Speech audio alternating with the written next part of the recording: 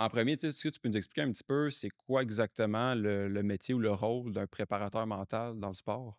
Oui, 100. Écoute, je suis content que tu poses la question. C'est un métier qui est encore un peu flou, si tu veux. Ça fait 10-15 ans, là, disons, là, que le rôle du préparateur mental, le vrai titre, le titre officiel là, d'aujourd'hui, de 2025, c'est consultant certifié en performance mentale. Donc, ça, c'est le titre de un que tu veux aller chercher. Dans le passé, ton voisin qui avait de l'expérience dans le sport pouvait décider d'être un préparateur mental. Maintenant, c'est plus du tout comme ça. Mais si on y va, les grandes lignes, le rôle du CMPC, c'est un peu le terme qu'on utilise, c'est vraiment d'aider les athlètes à optimiser leur performance. Donc, comment est-ce que je prends un athlète comme toi? Je prends Isaac, je prends n'importe quel athlète que je connais, puis comment est-ce que je l'aide à l'aide d'outils, de stratégies, de techniques, de façons de voir les choses afin qu'il puisse optimiser, aller toucher à son plein potentiel. Donc, on ne fait pas de travail similaire aux psychologues sportifs, aux psychologues, aux psychothérapeutes. C'est ça, c'est différent. C'est très différent. La ligne est floue. Beaucoup trop souvent, on va se faire appeler psychologue sportif. Puis c'est là qu'il faut que tu ramènes les gens pour dire, tu sais, je ne suis pas un psychologue sportif. Tu sais, je suis un préparateur mental, je suis un CMPC. Mon but à moi, c'est d'aider l'athlète à acquérir de nouvelles outils, de nouvelles stratégies pour qu'il puisse aller performer. C'est sûr et certain qu'on va aller faire un retour derrière. Poser des questions sur comment était ta dernière saison, comment ont été euh, tes dernières performances, qu'est-ce qui s'est passé depuis les 2 dernières années. Tu sais, on fait un retour, bien évidemment. Mais on a des lignes importantes à respecter. Puis mettons concrètement, entre le préparateur mental puis le CMPC, puis le psychologue sportif, c'est quoi exactement la différence, mettons concrètement? Ouais, mais concrètement, de un, ton psychologue sportif, a fait un doctorat. OK? Il y a des CMPC qui ont un doctorat, et tu en as d'autres comme moi. Tu sais, moi, j'ai pas de doctorat. OK? Peut-être dans un futur rapproché, on verra. Mais le CMPC n'a pas les compétences, n'a pas l'entraînement, n'a pas l'apprentissage pour aller dans le passé. Quand on parle d'aller dans le passé, là, c'est on va gérer des traumas, des blocages, des fixations. On peut aller vraiment loin. OK? Pense à l'athlète qui vient, pense à l'athlète, pense à l'individu qui vient de parler de comment est-ce qu'il y a une pression énorme de ses parents, de son coach, de la société, si ça, mais ça, il y a cette pression-là depuis qu'il a 8-9 ans et à un tel point où là, c'est devenu que ça a eu un impact sur sa psyché, là. C'est vraiment sa façon d'être. Là, moi, en tant que préparateur mental, je peux te donner des trucs pour mieux gérer ta game, ta préparation avant match, mais je peux pas aller travailler Les traumas du sur les passé ou traumas du le passé.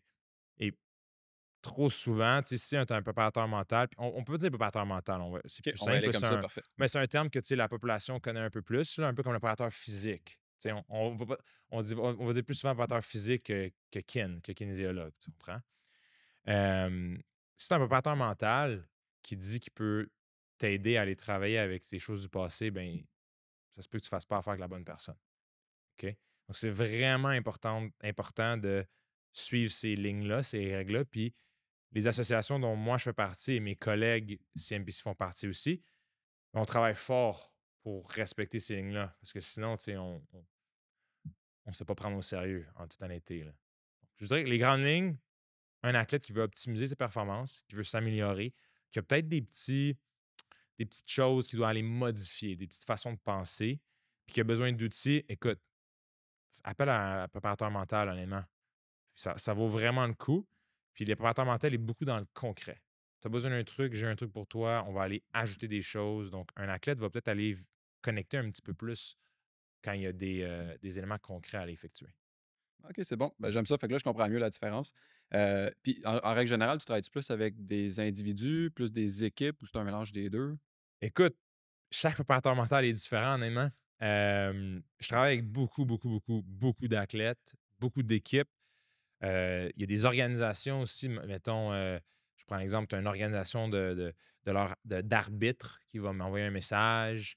Tu sais, là, tranquillement, il y a même des entreprises, des compagnies qui veulent aller mettre l'accent sur la performance mentale. Euh, Il y a même des individus, donc tranquillement, pas vite, les gens dans quarantaine, cinquantaine, soixantaine qui veulent améliorer leur game de golf, honnêtement, vont commencer à m'écrire soit à moi ou à mes collègues. Puis on en parlait juste avant l'épisode, tu sais, c'est ça le but de ce qu'on fait, tu sais. La santé, c'est pas juste pour l'athlète, élite ou amateur, c'est pour n'importe qui veut performer à un certain niveau. Puis tu sais, je me prends un exemple. Moi, pour moi, performer à un certain niveau, là, c'est je vais faire ma course, je me sens bien, j'ai un temps que j'aime, que je respecte, puis je sors de ma zone de confort. Ça, pour moi, c'est tu performes au lieu de juste un peu comme le terme anglais là, de coast. Tu sais, là, tu coastes tes entraînements, tu es vraiment, là, tu fais le strict minimum. Tu sais, ça, pour moi, c'est pas performer du tout, là. Non, c'est super bien dit. Ouais. As-tu peut-être des exemples d'athlètes avec qui tu as travaillé, mettons, dans le passé, ou tu travailles peut-être en ce moment, ou des équipes où que, tu sais, la performance mentale, ça a changé leur performance physique? Ouais. C'est sûr que côté athlète, tu sais, je peux pas vraiment mentionner de nom. Tu sais, il y a un aspect de confidentialité, hem, que je dois respecter, bien entendu, mais beaucoup d'athlètes, ça va avoir un changement, tu sais, sur leur façon de voir les choses, sur leurs habitudes, sur tout ce qui est ben, pas juste la préparation avant-match, parce qu'on en parle beaucoup de ça, hein. N'importe quel joueur de hockey, de basket, ils vont mettre beaucoup d'accent sur la préparation avant-match, mais il y a aussi l'aspect tous les jours menant à ce match-là. Tu sais, à l'université, on joue les jeudis, samedis. Donc, RSEQ, donc moi, j'étais un membre des citadins de l'UQAM, donc shout out UQAM citadins. Faut le faire un petit peu, là, OK? On joue les jeudis, samedis, mais moi, ma préparation commence dimanche soir. Tu sais, dimanche en après-midi, c'est là qu'on commence. Puis c'est là qu'on commence l'imagerie mentale, la visualisation, le discours personnel, mes répétitions physiques, mentales, mon yoga, ma méditation. Tu sais, c'est au-delà de la préparation avant match. Donc, pour répondre à ta question, ça prend beaucoup de temps de travailler sa performance mentale, puis c'est difficile avec des programmes, des équipes, des organismes, puis qu'on parle il y a un changement de culture qui doit avoir lieu. OK? Donc, on parle, ça se peut que ça prenne 5 6 ans avant qu'une équipe bouge vers la mentalité qu'on veut avoir en lien avec la performance mentale. Un programme que je vais mentionner, c'est pas un secret, tu sais, que je travaille avec eux, c'est le Collège Bourget. Je travaille avec eux depuis 3 ans déjà. Et là, on commence à avoir une cohorte d'athlètes qui rentrent, qui restent, qui met l'emphase sur la performance mentale. OK? Il y a d'autres organisations, tu sais, que c'est pas des secrets. Quand je dis pas des secrets, c'est que c'est sur les réseaux sociaux. Tu sais, on parle Collège Bourget, l'Académie Saint-Louis, Softball Québec, Escadron Basket, Escadron Baseball, Selwyn House, les Citadins de l'UQAM, on va les mentionner. Et il y en a plein d'autres, là, j'en oublie, là, je m'en excuse. Euh, mais tu vois qu'il y a un vent de changement par rapport à la performance mentale. Tu as beaucoup de coachs, beaucoup d'athlètes qui vont dire, tu sais, c'est 80-70 de ma performance. Mais si tu fais absolument rien, il te manque quelque chose. Il te manque un gros morceau là, pour avoir du succès. Mmh. Fait que je pense que les équipes commencent à réaliser que en ce moment, ils mettent beaucoup d'argent, exemple, dans la préparation physique, mais là, ils commencent à réaliser, crime, il y a le mental aussi qui joue Mhm. beaucoup là-dedans, là. Tu sais, Énorme. je pense même peut-être au, tu sais, là, c'est un autre niveau, mais tu sais, exemple, les athlètes olympiques qui, écoutent, eux autres, ils ont de la préparation physique à n'en plus finir, là. Ils doivent être suivis par une panoplie d'experts. Mais tu sais, quand ils arrivent à leur performance, qui est quand même, bon, beaucoup de pression, on va en parler, là, tu sais, la pression et tout ça. Ben, après ça, je pense que ceux qui performent le plus, c'est ceux que en haut sont forts mentalement, tu sais. Fait que je pense que c'est ça que les gens commencent à réaliser. Fait que c'est pour ça que, honnêtement, je voulais t'avoir sur le Ben podcast. Il oui, y a vraiment un gros aspect mental c'est derrière les sûr. performances physiques, là. 100%. Fait que ça va être vraiment intéressant. Hem, y a-tu, tu sais, je suis quand même curieux, toi, y a-tu des, parce que le mental, c'est pas tangible, là. Comment tu évalues le progrès de tes athlètes? Y a-tu des choses, tu sais, comment tu fais pour l'évaluer? Très bonne question. Très bonne question. C'est sûr que, comme tu l'as dit, c'est pas tangible. Tu sais, je peux pas mesurer comme je vais mesurer, mettons, ma prise de poids, perte de poids, mon pourcentage, etc. Tu sais, il y a des outils qu'on peut aller utiliser, il y a des tests, des tests d'habileté mentale, psychométrique, etc. Mais tu sais, c'est très subjectif à l'individu. Tu sais, si moi, je veux décider de mentir, je peux facilement mentir. Écoute, comment ça va se voir? Mais c'est sûr, tout est dans l'interaction avec l'athlète. Donc, tout ce qui est langage corporel, sa communication, ses priorités, surtout aussi son identité. Fait que, tu sais, ça, on en parlera plus tard, là, mais tout ce qui est identité, est-ce que c'est quelque chose qui commence à avoir un impact puis qui est important pour l'athlète. Donc, tout ce qui est, ben, écoute, Johnny, je peux pas te parler avant mon match, je dois me concentrer. J'ai mon discours personnel à lire, j'ai mon imagerie mentale à faire, j'ai mes étirements à faire pour bien performer. Fait que moi, je le vois beaucoup dans le changement d'identité. Ils vont poser des questions plus en lien avec la performance mentale. Ils vont avoir des interventions, ils vont me demander plus de trucs. Puis surtout, il y a un vouloir. Donc, tout ce qui est motivation par rapport à ça, c'est plus moi qui ai besoin d'aller chercher l'athlète pour lui demander comment ça se passe. C'est lui qui vient me voir, c'est lui qui pose des questions, c'est lui qui va remarquer aussi, hey, j'ai remarqué, Charles, quand je fais ma routine au lancer franc, puis je prends ma bonne respiration, puis je suis le tempo qu'on a travaillé, ben, depuis qu'on a eu cette rencontre-là, puis que je l'applique, ben, au lieu de shooter 72 au lancer franc, je suis à 88. C'est pas juste ça. Il y a l'aspect physique, il y a l'aspect répétition, mais l'aspect mental rentre là-dedans aussi. Fait que moi, c'est comme ça que je vais aller le mesurer. Puis bien entendu, c'est à travers toutes nos consultations en privé, en individuel qu'on va aller faire. Puis tu vas aller chercher du feedback de l'entraîneur, tu vas aller chercher du feedback du parent, mais surtout, tu vas aller chercher du feedback de l'athlète. Puis honnêtement, tout athlète qui est sérieux, là, comment moi, quand je rencontre un athlète, je dis tout le temps, c'est ma quatrième règle. J'ai quatre règles quand je vois les athlètes. Ma quatrième, c'est faut que tu sois all-in, 10/10. Si t'es 9/10, 8/10, reviens me voir plus tard. Honnêtement, faut que tu sois 10/10. Comme tout ce qui est nutrition, conditionnement physique, peu importe ce que tu me dis, ce qu'on discute, faut que tu sois 10/10. Fait mais ça, tu le vois. Tu le vois de tellement de façons. Je pense que c'est la même chose pour monsieur, madame, tout le monde. Tu sais. On parle de changement. De un, quand tu as le vouloir de faire un changement, il faut que tu le fasses tout de suite. Commence pas à attendre pour le meilleur moment, les meilleures conditions. Tu vas attendre vraiment longtemps. Tu sais, tu vas attendre là, assez longtemps pour que l'envie parte, pour que d'autres problèmes arrivent. Tu sais, commence sur le coup. Fait qu'un athlète qui nous écoute ou monsieur, madame, qui nous écoute en ce moment puis qui a un besoin de travailler sur l'apparence mentale, ben, fais le premier pas aujourd'hui, déjà. Que quand on parle de comment ajouter des habitudes, des objectifs, des buts. On parle souvent, tu sais, de se faire un plan, puis de commencer à anticiper les choses. Oui, tout à fait, mais tu sais, comme le dit Dwayne Rock Johnson, right? One day, day one. Fait que tu sais, juste vas-y. Mais pour répondre à ta question rapidement, je sais que je suis allé loin, là. Tu le vois beaucoup dans le comportement de l'athlète. Fait que contrairement, mettons, à tout ce qui est physique, où est-ce qu'on va aller mesurer une statistique ou une évaluation, tout ce qui est mental, il y a des outils que tu peux aller utiliser, bien entendu, mais moi, comment j'aime l'utiliser, c'est les comportements. Il va y avoir un changement. Puis ça se voit dans l'attitude, la confiance, le langage corporel, son écoute, ses questionnements et tous ces éléments-là, là, c'est quelque chose que moi, je vais utiliser pour mesurer la progression. Puis aussi, bien entendu, si les performances augmentent, suite à ce qu'on a discuté, suite à ce qu'on a appliqué, bien évidemment, on va aller utiliser ça pour mesurer le succès. Fait qu'il faut vraiment que tu aies une bonne, c'est quand même important d'avoir une bonne relation avec l'athlète. J'imagine que c'est quand même primordial, là, dans ton rôle, là? 50 de la job. Honnêtement, c'est la première séance, c'est toujours j'ai besoin d'apprendre sur toi, j'ai besoin de savoir qu'est-ce que tu fais, c'est quoi tes tendances, qu'est-ce que tu aimes, c'est quoi tes valeurs. Juste cette question-là, c'est quoi ton top 3 là, tes non négociables? Ben, mes non négociables, c'est je suis ponctuel, je suis discipliné, je travaille fort. OK, ça veut dire que tu es ponctuel, ça veut dire que si tu as une rencontre avec moi, tu vas arriver à l'heure, tu vas avoir fait ce que je t'ai demandé de faire.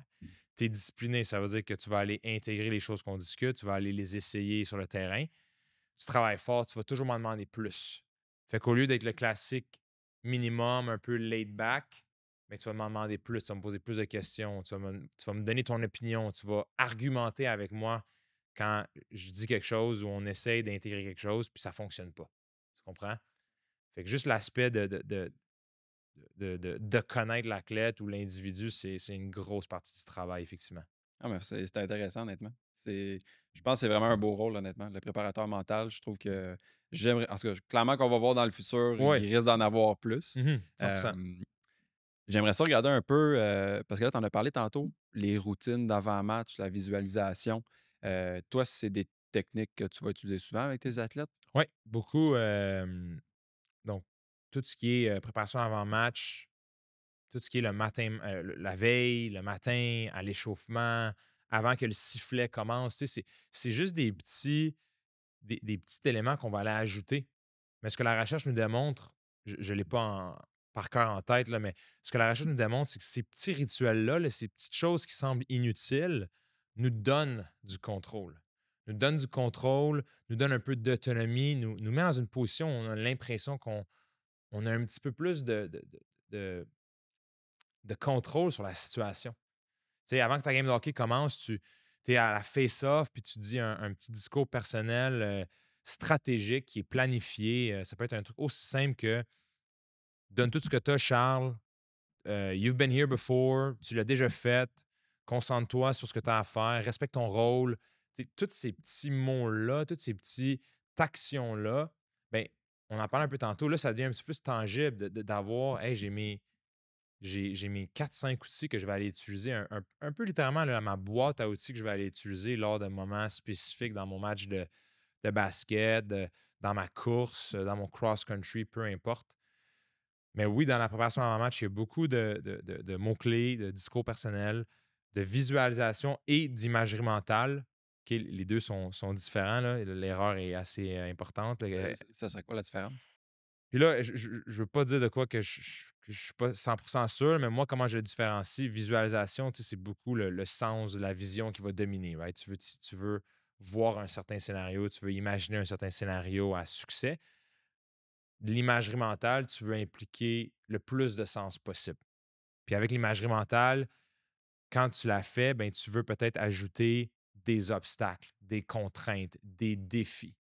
Tu sais, la visualisation, on va souvent dire vois-toi en toi, essaie de visualise une performance ou un moment sur le terrain où tu réussis ton panier, tu réussis ta passe, tu marques le but gagnant. Parfait. Imagerie mentale, tu sais, moi, je veux vouloir que tu la fasses. C'est un bon 10-15 minutes. Tu fais ça chez toi, dans une position assise, là, qu'on va appeler de wakefulness. Tu es moins porté à t'endormir. Tu es porté à être beaucoup plus engagé. Je veux que tu impliques tous les sens. Qu'est-ce que tu vois? Qu'est-ce que tu entends? C'est quoi les sensations? Est-ce que tu sens les épaulettes? Est-ce que tu sens ton casque? Est-ce que tu sens la couleur, la couleur, la Ouais. sueur, la sueur dégouliner de ton front? Est-ce qu'il y a un goût dans ta bouche? Moi, j'ai joué au basket toute ma carrière avec une gomme à la menthe dans ma bouche. Je ne recommande pas ça à la maison. On ne le fait pas. OK? J'ai survécu. Mais j'avais toujours un goût de menthe dans la bouche. Fait que quand moi, j'imaginais mon 3 points dans le coin à gauche, là, qui était mon lancer favori, ben, j'allais imaginer mon petit goût de menthe parce que ça me ramenait dans le moment beaucoup plus que juste moi qui s'imagine en train de faire mon lancer. Fait qu'imagerie mentale, on va aller ajouter des contraintes, des défis, des difficultés, des obstacles et des sens. Beaucoup plus que la visualisation. Puis l'imagerie mentale, tu sais, si je te dis, imagine-toi en train de swinguer au baseball. Tu sais, moi, j'ai jamais joué au baseball. Je peux l'imaginer. Mais si je te dis, imagine la sensation, l'adrénaline d'être 2 strikes sur toi. Faut que tu frappes la balle si ton équipe veut gagner. Imagine cette pression-là, cette sensation-là. Puis pendant que tu fais ça, imagine la grip du bâton, le poids du bâton. Tu peux pas faire ça, là. Si tu n'as pas joué au baseball, tu peux pas faire ça. Moi, j'ai pas joué au baseball, fait que je peux pas faire ça. Fait que l'image mentale est beaucoup plus spécifique. OK? Si jamais quelqu'un veut argumenter avec moi, il n'y a aucun problème, mais honnêtement, moi, c'est comme ça que j'utilise, puis c'est comme ça que ça fonctionne avec tous les athlètes que je vois. Donc, on pourra en débattre si les gens C'est veulent. c'est parfait. Puis je suis curieux, toi, est-ce que tu vas conseiller de faire ça la veille d'une performance ou toi, c'est quelque chose que tu conseilles à tes athlètes, tu sais, fais ça pas le plus souvent que tu peux, là, mais tu sais, peut-être une fois par jour, c'est bénéfique? Si tu vois, dans ta préparation avant match, peut-être que là, je vais dire, fais de la visualisation. C'est moins demandant, c'est moins overwhelming, il y a moins d'anxiété qui va embarquer. Mais ton image mentale, tu sais, fais ça 3-4 fois semaine. Tu sais. Pour ton joueur de hockey, mettons, prends un joueur de la NHL qui a 3-4 games par semaine, tu sais, ça se peut qu'il en fasse un petit peu moins. Là. Leur horaire est déjà très chargé. Mais pour mon jeune de 14 ans qui joue samedi, dimanche, ben, tu sais, lundi, mercredi, vendredi, fais-moi une petite séance de 10 minutes où tu t'imagines des moments à succès, mais aussi des moments où il y a des difficultés, puis tu te vois passer à travers la difficulté. Tu te vois trouver des solutions. OK? il y a une personne qui me dit, je pense que à travers mes études, je peux pas dire qui, mais il me disait tout le temps, dans la vie, les choses arrivent 2 fois, dans ta tête puis dans la vie. Fait que tu sais, tu peux aller l'anticiper, l'imaginer, puis un directeur de compagnie là, qui s'en va faire son pitch de vente devrait faire de l'imagerie mentale aussi. Mon conférencier là, qui va aller faire une conférence devant 5000 personnes doit aller faire de l'imagerie mentale. Écoute, moi, j'avais une certification il y a 2 ans, puis j'en ai fait de l'imagerie mentale. Je- J'avais échoué la première fois, j'étais complètement sous le choc. Fait que je me suis dit, OK, faut que je change, faut que je fasse de la performance mentale avec ma propre performance. Je fais de l'imagerie mentale, j'allais imaginer, là, tu sais, là, avant l'examen, là, t'attends, là. T'as l'attente d'avoir la copie, puis de commencer, là, c'est ça que j'imaginais, là, puis tout le stress qui montait, parce que dès que tu as ta copie, qu'est-ce qui se passe? Le stress s'en va. Fait que j'imaginais ce scénario-là pour mieux le gérer quand il allait avoir lieu. Fait que mettons l'optique de la visualisation de l'imagerie mentale, c'est de te placer dans le scénario avant pour que quand tu sois dans le scénario, tu aies un sens de contrôle, comme tu disais tantôt, parce que tu reconnais le scénario C'est ou peu pas importe, nouveau. là. C'est ça. C'est pas nouveau. Tu l'as déjà fait. Fait que moi, comment je l'explique, c'est comme écouter un film une deuxième fois. OK, donc, moi, je déteste les films d'horreur. Tu peux pas me payer pour que j'écoute un film d'horreur. OK, j'ai écouté 2 films d'horreur dans ma vie, puis c'était pour des raisons que les garçons connaissent bien, right? Donc, j'ai écouté un film d'horreur, je l'ai écouté une deuxième fois. La deuxième fois, qu'est-ce que tu penses que je faisais quand je savais qu'il allait y avoir un saut? Tu sais, je me cachais. Pourquoi? Parce que je savais qu'est-ce qui s'en venait. On veut que l'image mentale soit un peu comme ça. Tu rates ton panier, au lieu de réagir, langage corporel super négatif, ça te prend du temps avant de revenir. Tu rates ton lancer, il y a une partie de toi qui l'a pratiqué, qui l'a imaginé, le scénario, tu te replaces, tu te repositionnes, boum, on te redonne la balle, tu redégaines rapidement une deuxième fois, tu scores. Fait que c'est autant pour les scénarios positifs que négatifs, tu Positif que t'imagines. négatif, exact. Puis trop souvent, on fait juste imaginer le positif. Fait que là, j'ai un athlète qui vient me voir, il dit Charles, je faisais l'imagerie mentale, puis ça n'a comme pas fonctionné. OK, tu faisais quoi? Ben, toutes mes potes rentraient. Tous mes drivers fonctionnaient. Tous mes coups au golf fonctionnaient. Je connais pas trop la terminologie, là. Mais OK, puis t'as-tu pensé à un moment où tu rates un coup? Parce que combien de fois tu rentres dans une performance, puis tout se passe exactement comme tu voulais? Combien de fois tu rentres dans un épisode que tu fais, puis tout se passe exactement comme tu veux? Très rarement, là. Donc, la vie est pleine d'imprévus, le sport est plein d'imprévus. Ah, mais c'est bon ça, j'aime ça. Autant le positif que le négatif. C'est plus une question d'être réaliste, tu sais? Puis un truc que je trouve qu'on discute beaucoup de nos jours, c'est on dit toujours positif, négatif. Puis en un moment donné, un athlète devient un peu, je ne sais pas c'est quoi le mot, mais tu sais, tu deviens habitué à ça, tu sais. Tu sais, ah ouais, soit c'est positif, soit c'est négatif. Vas-y avec utile, inutile. Soit c'est utile, soit c'est inutile. Un peu comme les émotions, tu sais. Puis ça, il y a des gens qui vont confirmer ça pour moi, là, mais il y a des psychothérapeutes ou des gens qui sont spécialisés dans la gestion des émotions qui vont dire toute émotion est importante. Autant la frustration que la honte, que être nerveux, être dans le doute, être triste. Tu sais, être triste, c'est important d'être triste. Là. Tu sais, comme. Tu sais, le temps des fêtes, là, c'est autant plaisant que c'est triste quand tu retournes un peu à ton train-train quotidien, right? Mais toute émotion sont importantes. Fait que si jamais positif, négatif n'a plus d'impact sur toi, vas-y avec utile, inutile. Qu'est-ce qui est utile dans ce scénario-là? Ah ben c'est de réagir avec un bon langage corporel, c'est de revenir, c'est de faire mon mot-clé. Qu'est-ce qui est inutile? Faire le marabout, réagir de manière intense, puis blâmer mon coéquipier. Ça, c'est inutile. Parce que parfois, positif, négatif, on dirait que moi, ça n'a plus autant d'impact après un certain moment. Tu vois ce que je veux dire? Un petit conseil. Ben, c'est un super bon conseil. Ouais. Fait que, OK. Fait que je comprends. Fait que c'est ça. Fait que la visualisation, moi, je vais l'avoir. Et imagerie mentale, ça a beaucoup de bienfaits. Puis là, tu as parlé des petites routines d'avant-match. Là, tu sais, je pense souvent aux athlètes dans n'importe quel sport. Là, tu sais, il y en a des athlètes là, que c'est quasiment Rafael un Nadal un peu, running là. gag, là, ouais, un Ouais, ouais. peu. il va faire X actions, il va tout le temps manger X choses avant un match.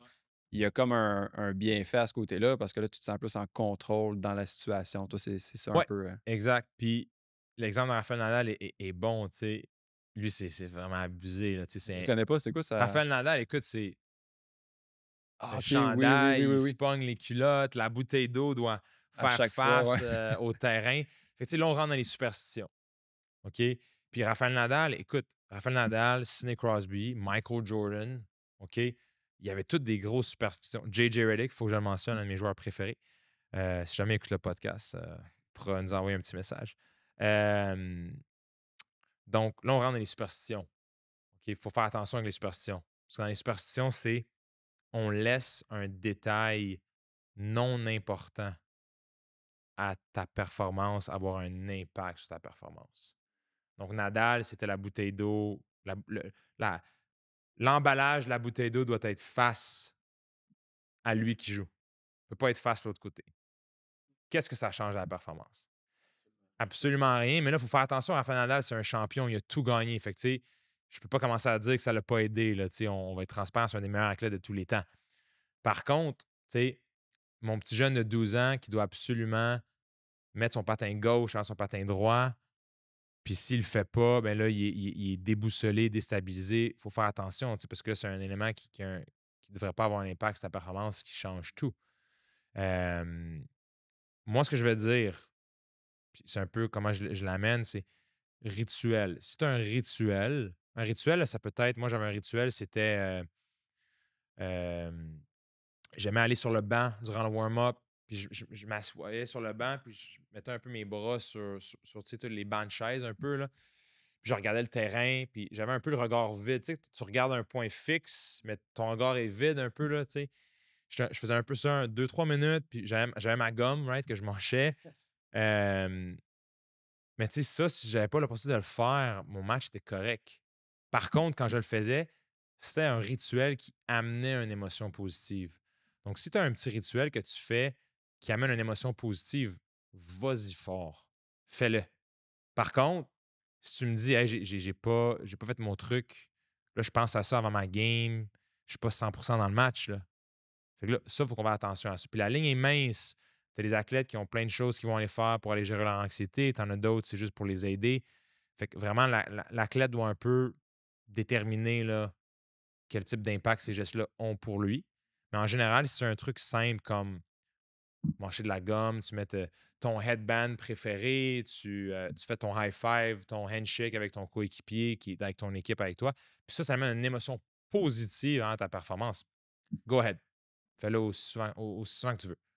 Tant que ça l'impacte pas négativement. Ouais, Que si tu le fais pas, là, oh mon Dieu, exact. Tu sais, t'es down, puis là, t'es plus dans la game. Puis, exactement. Si tu me dis que tu n'as pas fait ton handshake avec ton coéquipier, puis là, tu es en train d'y penser avant même que le ballon soit lancé, ben là, il faut qu'on aille travailler là-dessus. Il faut qu'on se mette dans des situations où on peut faire de quoi qui est plus simple, où on ne met pas autant d'importance à ces choses-là. On va mettre de l'importance à quelque chose que tu sais que tu peux faire à chaque fois. Comme ben, mon headband ou mon morceau de gomme dans la bouche, ou je sais pas, moi, j'ai un discours personnel que je vais aller me dire. Tu sais, si moi j'ai besoin de toi, ben, veux pas, je suis dépendant de toi là, à mon match. Fait que tu sais, c'est peut-être un truc qui est plus personnel que tu peux faire un peu rapidement n'importe quand, mais là, tu te donnes une chance. ben, j'aime ça. C'est une bonne façon de le voir, honnêtement. Les rituels, je me demandais justement si c'était bon ou non, mais là, je comprends ton point de vue là-dessus.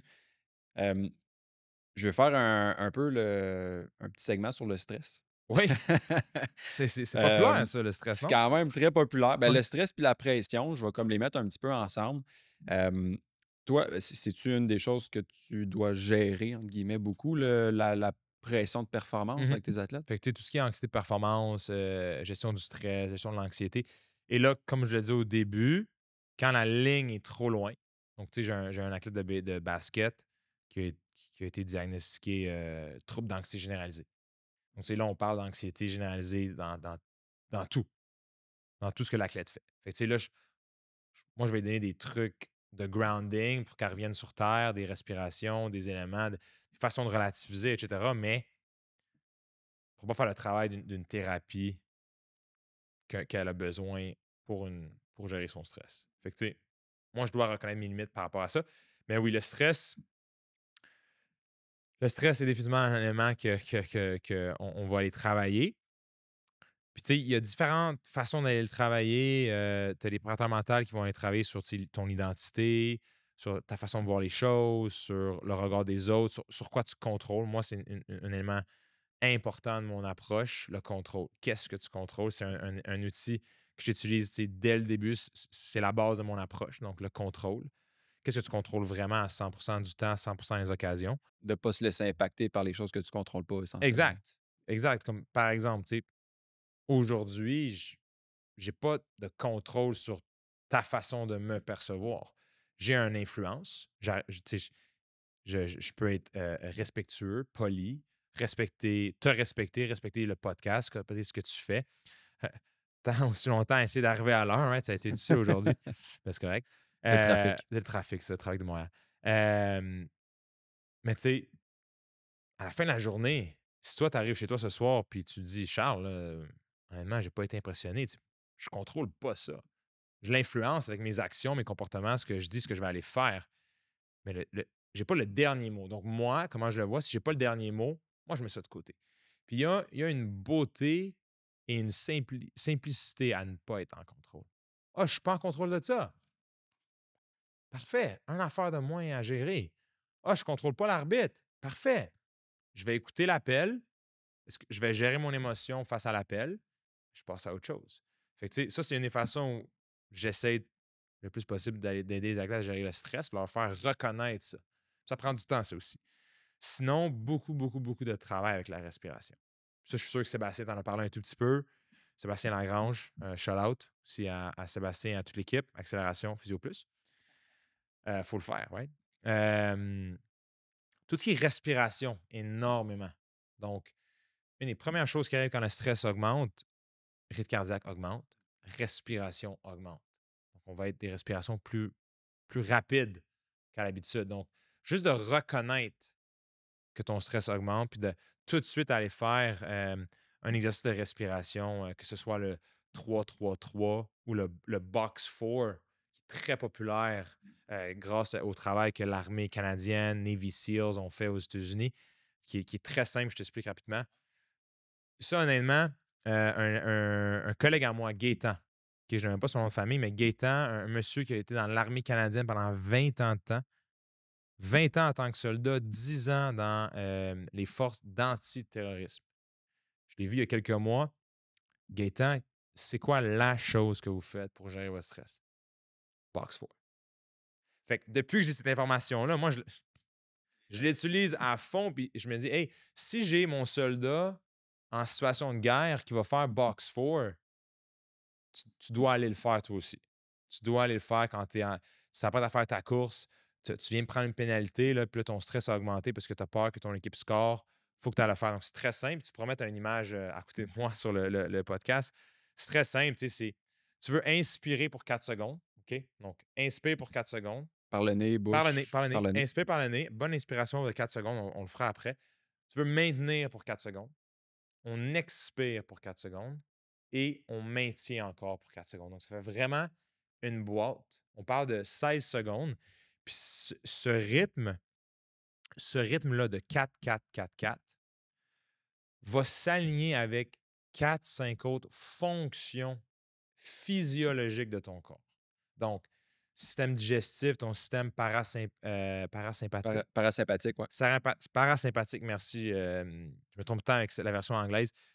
Et d'autres systèmes, là, je les oublie, là, je t'enverrai l'info, là, mais tu as 4-5 autres fonctions de ton corps qui vont un peu comme se, Se synchroniser un peu. merci, se synchroniser avec cette respiration-là. Fait que c'est pas juste ton stress qui diminue, il y a d'autres fonctions de ton corps qui vont un peu aller s'attacher là-dessus. Puis ça, tu vois-tu les bienfaits après avoir fait je veux dire, un tour de la boîte, là? Oui. Ben écoute, moi, ce que Il j'aime faut que bien tu en fasses faire, plusieurs. là, c'est que ce que je fais, c'est que je prends ma Apple Watch. Puis mettons, je vais aller mesurer mon rythme cardiaque. Puis on va le faire. Donc, la dernière mesure, moi, j'étais à 67 battements par minute. OK? On va le faire 2 fois. Donc, on inspire, on maintient, expire, maintient, on le fait 2 fois. C'est bon? Donc, on va y aller. Donc, suis mon compte. Donc, on inspire. Maintiens. Expire par la bouche. Maintiens. Inspire pour 4. Maintiens. Expire. Maintiens. OK, donc, je ne sais pas si tu le vois, 59. Donc, Initialement, tu étais à? j'étais à 67. Quand même, hein? En l'espace de 30 secondes, puis tu sais, je ne suis pas dans une situation de crise, il n'y a pas d'adrénaline en ce moment, là. Fait que, puis là, tu sais, on parle à Apple Watch, c'est pas l'affaire la plus précise, mais je viens de passer de 67 à 59 en l'espace de 30 secondes. OK? Euh, donc, tout ce qui est respiration va t'aider énormément à gérer ton stress. Dès que le rythme cardiaque descend, mais tu sais, tu deviens plus apte à prendre un des meilleures décisions.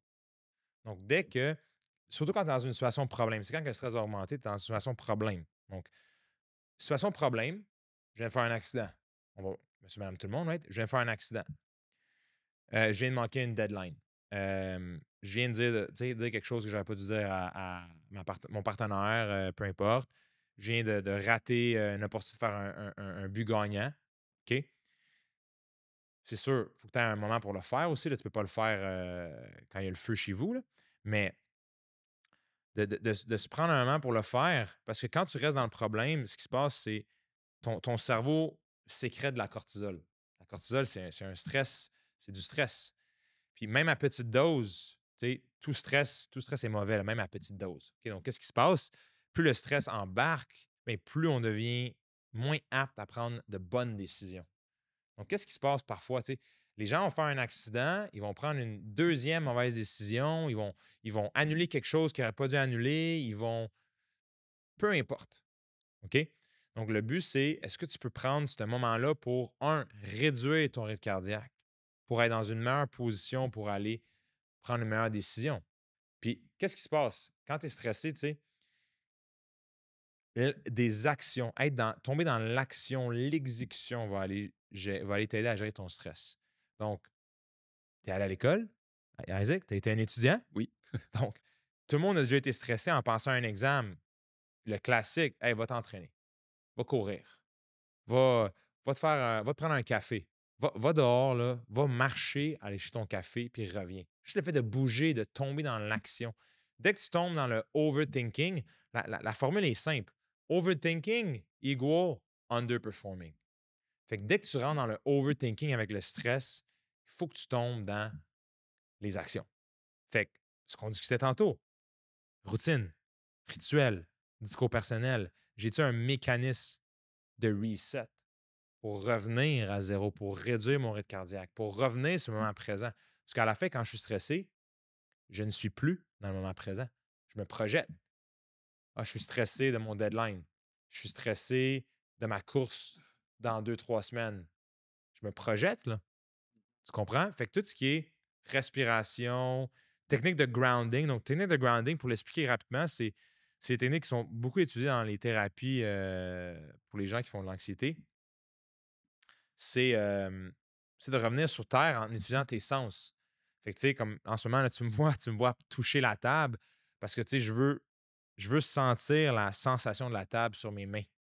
Tu te concentres sur quelque Je chose me d'autre. concentre sur un sens. Fait que, mettons, là, moi, mon préféré, c'est je vais être avec un athlète et je vais dire qu'est-ce que tu entends? Puis, mettons que je te le demande, là, tu sais, Isaac, qu'est-ce que tu entends? En ce moment, pas grand-chose. Non, C'est non, il y, assez. a il y a des trucs, il y a des trucs que tu entends. Parce que moi, j'en entends des trucs. Fait que si je te pose la même question, qu'est-ce que tu entends? Tu me dis, Il y a le calorifère, entre autres, à gauche. il y a le calorifère, il y a Le scintillement des lumières le un peu en scintillement haut. des lumières un tout petit peu. Mais pendant cette seconde-là où je te demande de te focusser sur qu'est-ce que tu entends, c'est comme si la vie était sur pause. Fait que je te ramène dans le moment présent. C'est un bon truc. OK, fait que ça, c'est une technique qui s'appelle 5, 4, 3, 2, 1. Donc, tu veux, tu sais, mettons, 5 choses que je vois, 4 choses que j'entends, 3 choses que je peux toucher, 2 choses que je peux goûter, une chose que je peux sentir, mettons. Pour les athlètes, Moi, je la change en 3-2-1. C'est un peu plus rapide, un peu plus quick, plus efficace aussi. Mon joueur de basket qui va sur le banc, mon joueur de hockey qui va après son shift peut aller faire ça pour revenir sur le Non, mais moment j'aime ça. présent. C'est des bons trucs. Ouais.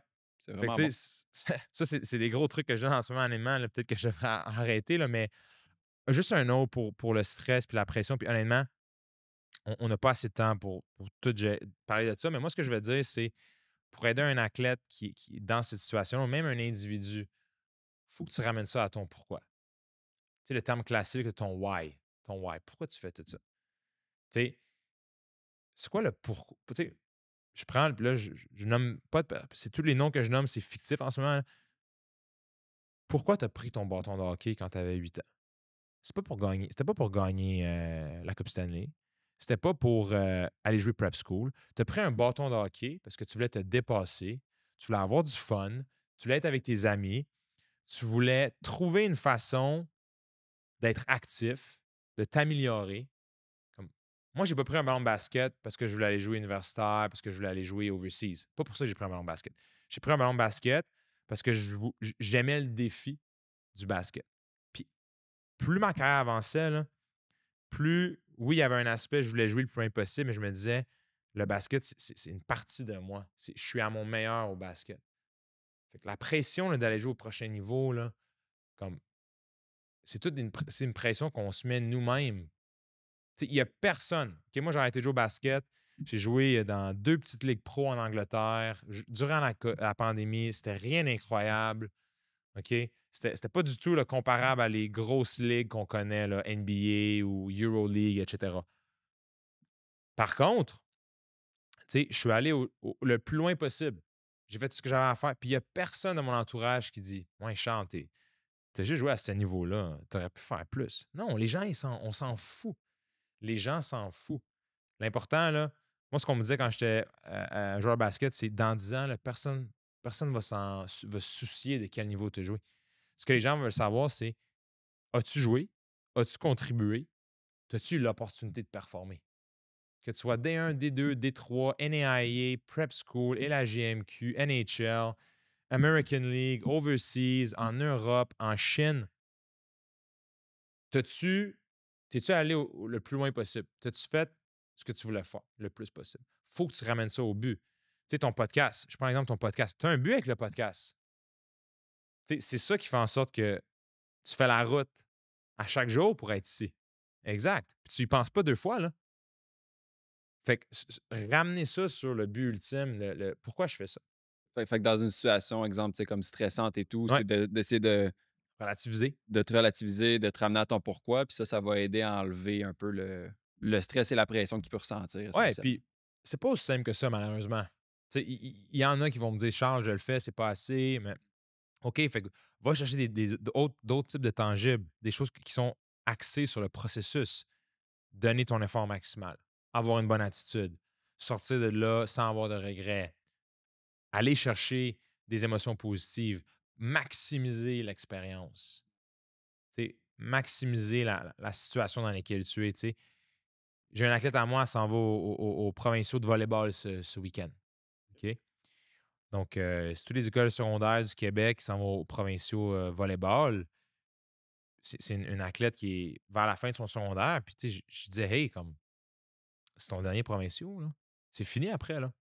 Il y aura d'autres provinciaux, possiblement au cégep ou à l'université, mais ça, c'est plus tard, on le sait pas ça. Fait que, tu sais, au lieu d'être stressé ou quand le stress embarque, on peut-tu aller chercher l'angle maximise l'opportunité, maximise l'expérience, tu sais?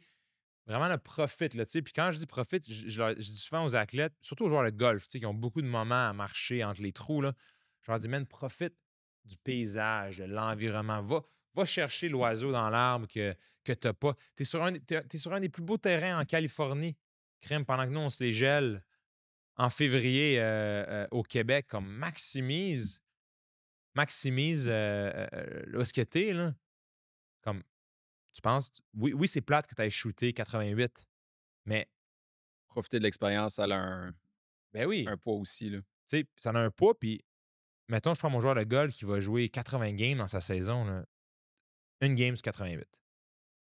Tu sais, j'avais un joueur de basket qu'on a travaillé fort, très, très fort.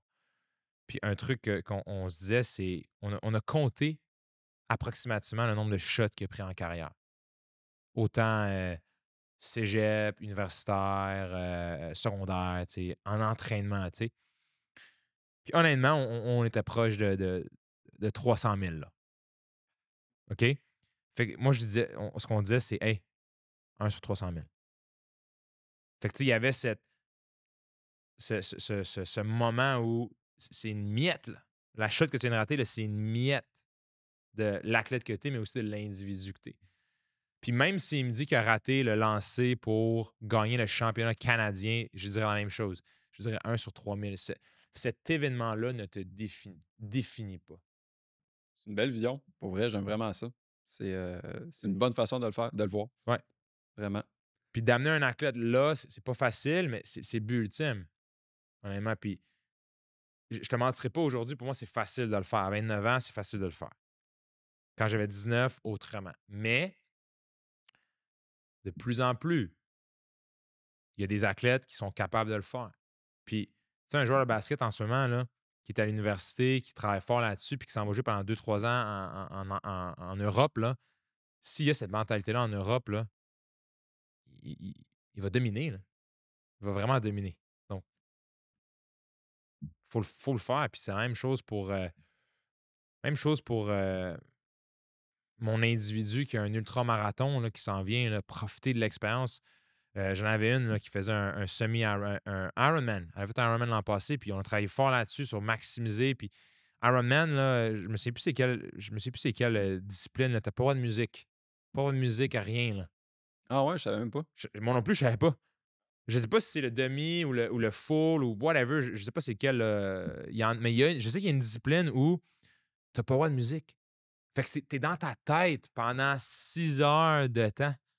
6 7 8 heures de temps, là. Tu sais, 6 heures, c'est un bon temps, là, un Ironman, là. Mettons que ton Ironman, il dure 12 heures de temps, là. 12 heures de temps dans ta tête. Fait que faut que tu sois fait fort mentalement, honnêtement, là. Mais bon, Puis d'enjoy d'enjoy, ben d'enjoy oui, l'expérience d'une belle 100%, façon, là. 100%. OK. Non, mais j'aime ça. Fait que, écoute, tu as donné des bons trucs pour le stress puis la pression. Tu joues-tu beaucoup aussi avec la motivation avec les athlètes?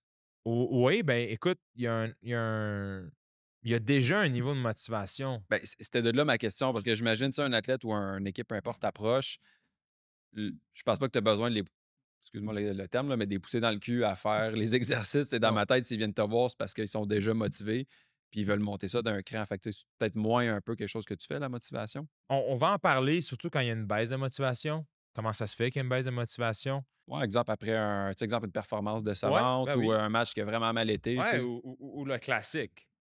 Mon coach est sur mon dos. Mon coach, il est vraiment dur avec moi. J'ai moins de temps de jeu. Je suis dans une slump. Là, la motivation, elle descend. Tu as beaucoup d'athlètes, là, c'est la motivation et le conducteur de la motivation, c'est quoi? C'est la performance, c'est le succès, c'est la reconnaissance. C'est aujourd'hui, malheureusement, c'est le petit post sur Instagram. Ah ouais, ils ont mis une photo de moi, ils ont mis un tag, mon highlight tape. Tu sais? Fait que quand tout ça n'est pas là, c'est quoi ta motivation? Es-tu capable de le faire sans que personne te voie, tu sais? Fait que motivation, oui, il y a un gros niveau de motivation la plupart du temps, les athlètes qui viennent me voir. Je suis motivé à m'améliorer, je suis motivé à être le meilleur, etc.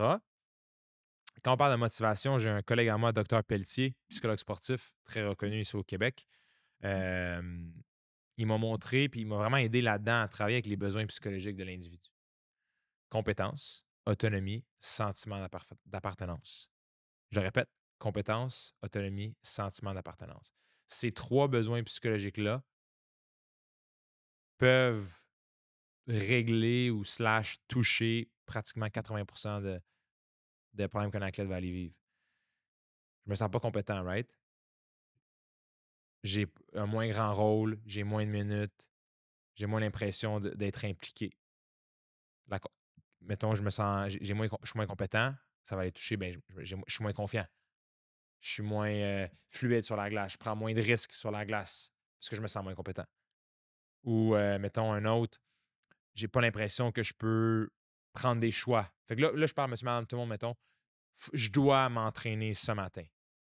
Ça, tu l'entends beaucoup, là. Prisonniers de leur routine, prisonniers de leurs habitudes. C'est moi, j'étais comme ça beaucoup avant. Il fallait absolument que j'aille shooter. Puis après, je disais, hey, you know what? Comme, j'ai le choix. Soit je vais shooter, soit je vais courir, soit je vais en muscu, soit je vais à la piscine. Puis là, j'ai le choix. C'est motivant d'avoir le choix, là. Si je t'amène au resto, puis je te dis, non, non, tu prends ça. Moins le fun. Versus, hey, prends ce que tu veux, man. Ah, ben là, c'est nice. Fait que autonomie, ça va être ça. Fait que prends un joueur qui a l'impression qu'il n'y a aucune autonomie dans l'équipe, on ne prend pas son opinion, on ne lui pose pas de questions, il ne peut pas aller parler à son coach, il ne peut même pas parler avec ses coéquipiers sur sa ligne, mettons. Il est juste un peu bouche-trou. Mais là, ça va affecter l'autonomie, ça va avoir un impact sur ta motivation. Tu as bien moins le goût d'aller à la pratique quand tu es comme ça, là. L'autre, sentiment d'appartenance. Comment est-ce que mes coéquipiers me voient? Est-ce que je suis bien intégré? Est-ce que ils m'aiment? Est-ce que, je sais pas moi, on va rigoler ensemble? Est-ce qu'on a des points en commun? Est-ce que, tu sais, est-ce que j'ai de la gear? Oh my God! Pense à un athlète qui va dans une équipe et il n'y a pas de gear. J'ai pas l'impression que je fais partie de l'équipe. OK? Quand j'étais étudiant athlète, j'ai transféré, moi, j'étais dans une NCAA Division 2 aux États-Unis. J'ai transféré de Upper Iowa University pour aller à UQAM. Mon coach, le coach qui était à l'UQAM dans le temps, a très bien fait les choses. Ma première journée, il m'a donné un sac rempli de gear. Fait que j'avais pas l'awkwardness. Tout le monde a un chandail bleu, moi j'ai un chandail noir. Tout le monde a le backpack de l'équipe, moi j'ai le backpack de mon autre équipe. Fait que tout ça, là, compétence, autonomie, sentiment d'appartenance, ça a un impact énorme sur ta motivation. Mettons quelqu'un qui a justement de la difficulté de motivation, as-tu des trucs pour ça? Là, c'est sûr que tu as les différentes facettes que tu Ouais, as ouais, ouais, nommées, tu as là. les différents besoins psychologiques que j'ai mentionnés, mais tu sais, je pense que la motivation va surtout descendre, je pense. Mettons, on prend un exemple peut-être plus concret. Tu sais, en ce moment, on prend un exemple de la société. En ce moment, la motivation est basse. L'inflation monte, le coût de la vie augmente. C'est vraiment dur d'être motivé à travers ces journées, right? Fait que là, moi, dans cette situation-là, tu sais, je ferais un retour sur mon pourquoi. Tu sais, pourquoi est-ce que je fais toutes ces choses-là? Est-ce que c'est pour offrir un style de vie à mes enfants? Est-ce que c'est pour moi avoir un style de vie? Est-ce que c'est pour moi tu sais, être en santé? Tu sais, c'est là qu'on va aller prioriser, tu sais, peut-être ben, le pourquoi de l'individu, malgré tu sais, le contexte est mauvais en ce moment. Tu sais, faut pas laisser le contexte qui est la vie de 2025, avoir un impact sur la vision que tu veux. Ça se peut que tu aies besoin d'ajuster ta vision un petit peu selon ce qui se passe. Tu sais, prends l'athlète qui s'est cassé le pied, ben, il faut que tu ajustes un peu ta vision. Là. On est d'accord? Excuse-moi. Mais fais un retour sur ton pourquoi, mais aussi fais un retour sur ton environnement, les gens qui me supportent. Ça revient un peu à sentiment d'appartenance. C'est tough quand tu es tout seul. Fait que prends l'exemple, là, quelqu'un qui se remet en forme. Moi, ce que je suggère, c'est va rejoindre un club de course. Va rejoindre une équipe de hockey qui joue le matin à 7 heures avant la job. Va rejoindre une communauté, même une communauté sur Instagram, de faire des posts, un groupe Strava, tu vois les scores des autres, tu peux un peu compétitionner avec les autres. Ça motive beaucoup les gens. Quand tu Vraiment. vois que ton Ben oui. chum ou l'autre est allé, tu te dis: Ben «Bon, ben, oui. crème, faut que Mais j'aille c'est moi mais aussi, ça». c'est nice. Parce que pense-y, là, à part être dans une équipe de sport, là, comme dans quel autre contexte tu vas compétitionner? C'est vrai. Tu sais, comme. Puis, tu sais, la compétition à la fin de la journée, c'est de toi à toi. Tu sais, c'est l'ancien Charles avec Charles en ce moment qui compétitionne, tu sais, ou mon future self un peu, là. Mais, tu sais, c'est le fun d'avoir un petit peu de compétition, là, tu sais, le classique, tu cours dehors, puis il y a quelqu'un qui court avec toi, puis tu es comme, ah, faut que je le dépasse, ce petit-là, là. No way, il me dépasse, là. Tu sais, mais honnêtement, si tu peux aller faire ça, ben, la motivation risque un peu plus d'être là. Tu sais, moi, je me souviens, durant la pandémie, je faisais ça avec mes chums, on avait un groupe Strava, puis c'était, tu sais, qui court le plus cette semaine? Tu sais, qui a le meilleur tempo? Puis, tu sais, j'avais un ami à Seattle, en ce moment, il est-tu à Seattle? Il est aux États-Unis, peu importe. Mon ami Olivier Richer, tu sais, côté distance, il me battait tout le temps, mais côté tempo, je le battais tout le temps. Fait que, tu sais, on avait un peu cette petite compétition-là. Moi, j'ai un frère jumeau, Philippe. Shout out aussi mon frère Phil. Tu sais, moi et lui, on s'entraide. Tu sais, on a une application qu'on utilise, même juste pour aller mesurer nos habitudes. Puis un petit truc comme, hey, t'as été sharp cette semaine. Ah, ça a été plus dur. Hey, c'est correct, bro. Comme, ça arrive. Mais tu sais, toutes ces petites choses-là, comme, il y a une phrase, je vais peut-être la botcher, là, mais tu sais, c'est. Je vais juste la dire un peu ma version, là. Tu sais, c'est.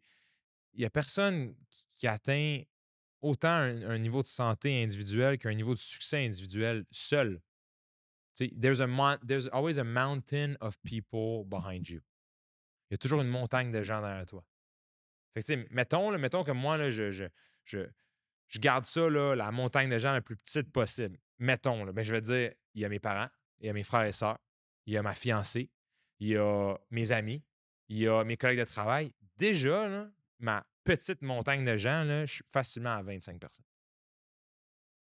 Fait que ton environnement, les gens autour de toi qui vont te supporter, tu sais, toutes ces choses-là, Ça joue pour beaucoup. ça ajuste pour beaucoup la motivation. Puis peut-être que là, c'est plus pour aller toucher l'élément, ben, le problème majeur de tout ce qui est de parler aujourd'hui en 2025, la stigmatisation. Tu sais. Faut qu'on parle, faut qu'on s'ouvre. Il faut que les gens parlent, il faut que les gens reach out, pas juste avec les préparateurs mentaux. Tu sais. Nous, on a un point très spécifique dans notre travail, mais psychothérapeute, psychologue, travailleur social, man, ton ami, juste appelle ton ami. Tu sais. Ce soir, au lieu de scroller sur Instagram, là, TikTok, c'est une autre affaire. Si tu veux, on peut faire un épisode complet là-dessus. Là. Je suis sûr que avec Sébastien, ce serait vraiment nice. Mais tu sais, ces applications-là sont design pour nous rendre la vie difficile, pour qu'on se compare. Il n'y a personne qui met rien de négatif sur Instagram. OK? Fait que, anyway, ça, c'est un autre segment, là, c'est un autre épisode au complet, là, mais tu sais, juste de parler, d'ouvrir, de discuter avec les autres, comme ça va faire mal quand tu vas le dire, ton problème. Puis ça va être difficile, mais comme on l'a dit plus tôt, d'aller vivre cette émotion-là, toute émotion est importante. Autant la honte que la fierté. OK? Mais je te dis, plus tu commences à en parler, mieux ça va aller. Mieux ça va aller. Je pourrais pas être plus d'accord avec toi. Vraiment. Sur n'importe quoi, là. Problème financier, problème mental, problème dans ton couple, problème avec un ami, problème au travail.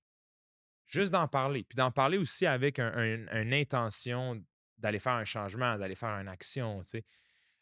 Que toi et moi, on chiale, on peut faire un épisode complet sur juste chialer sur la vie de tous les jours. Je suis sûr qu'il y en a des podcasts qui font juste ça, right?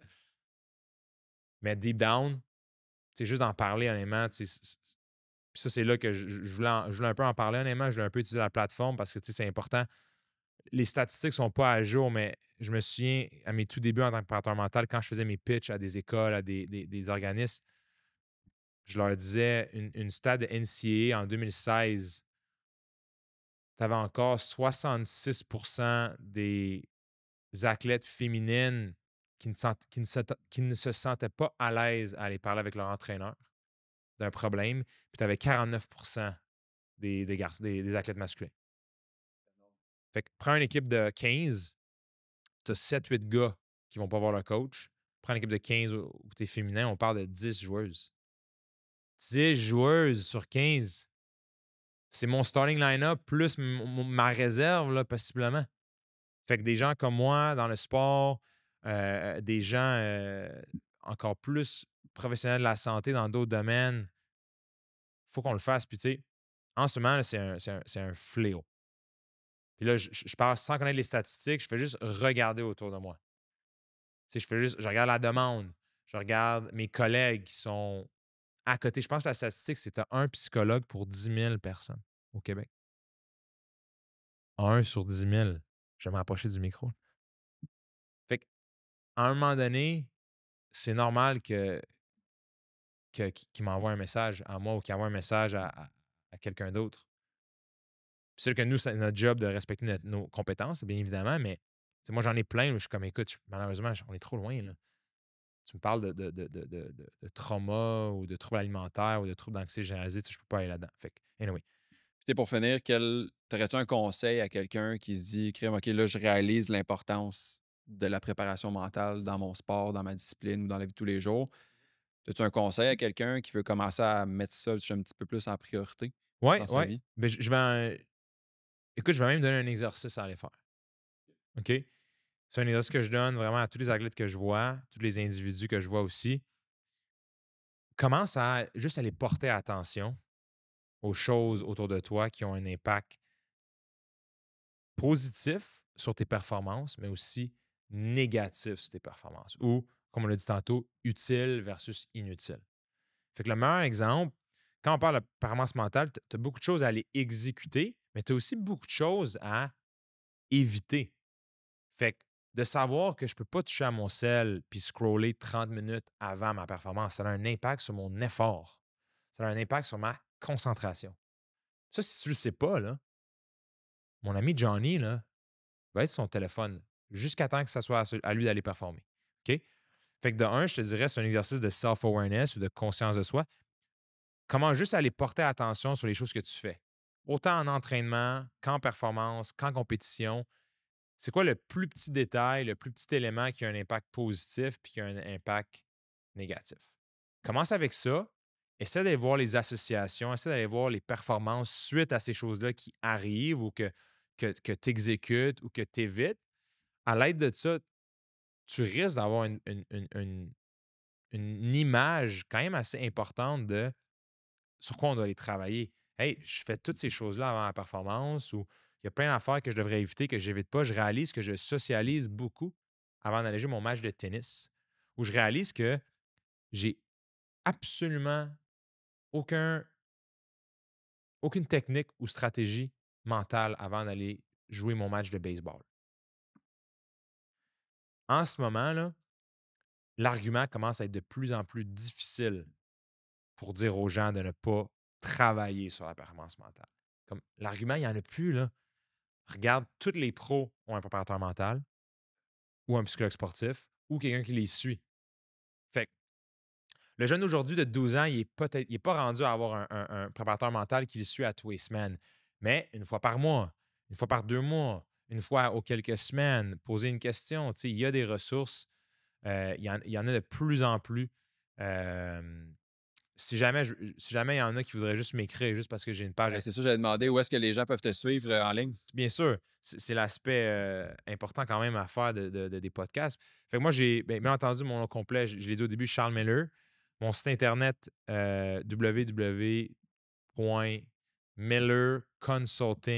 www.millerconsulting2020.com. Je vais Donc, mettre le lien en tu mettras description, le là, c'est lien, sûr. mais Ouais, ouais. honnêtement, écris Charles Miller, écris Miller Consulting, mon nom sort. J'ai aussi une page Instagram, Miller underscore consulting. Je mets des posts, des vidéos, des quotes. Euh, Honnêtement, c'est une plateforme pour que je discute avec les athlètes. Un athlète peut toujours m'écrire. J'essaie de répondre à tous les messages que je reçois. Parfois, c'est plus facile, parfois, c'est plus difficile, mais honnêtement, moi, j'ai grandi avec mon père qui me disait ça, puis c'est un message que j'envoie aux athlètes qui ne tentent à rien à rien. Donc, envoie la perche. Tu as une question à me poser, va la poser, essaye-toi. La pire des choses, ça va prendre une couple de journées avant que je réponde, mais c'est sûr que je vais répondre. Puis honnêtement, guys, tu sais, il y a des ressources, il y a des gens autour de toi qui veulent vous aider. Donc, vraiment, de ne pas hésiter à reach out. Puis honnêtement, je te souhaite la meilleure des chances. J'espère vraiment revenir. Honnêtement, je veux revenir parce Ça va me qu'une faire une heure, plaisir. Ça une va me heure, faire c'est, plaisir. une heure, c'est pas assez, honnêtement, OK? Mais tu sais, j'adore ce que tu fais. Honnêtement, j'ai commencé à écouter tous tes épisodes. C'est fantastique. Puis je vois la progression. Puis moi, ce que je veux dire, mon meilleur conseil pour toi, à un moment donné, tu vas hit, tu vas frapper un mur à un moment donné. Moins de progression, moins de volume, moins de growth. Puis il va falloir que tu fasses un changement. Puis ramène ça sur ton why. Pourquoi tu as commencé à l'automne 2024? Là? Ramène ça là-dessus. Puis je te dis, si tu fais ça, j'ai aucun doute, tu auras du succès. C'est super bon. C'est bon? Merci, Charles. Il n'y a aucun problème. Merci à toi. Merci à ton équipe aussi. Là.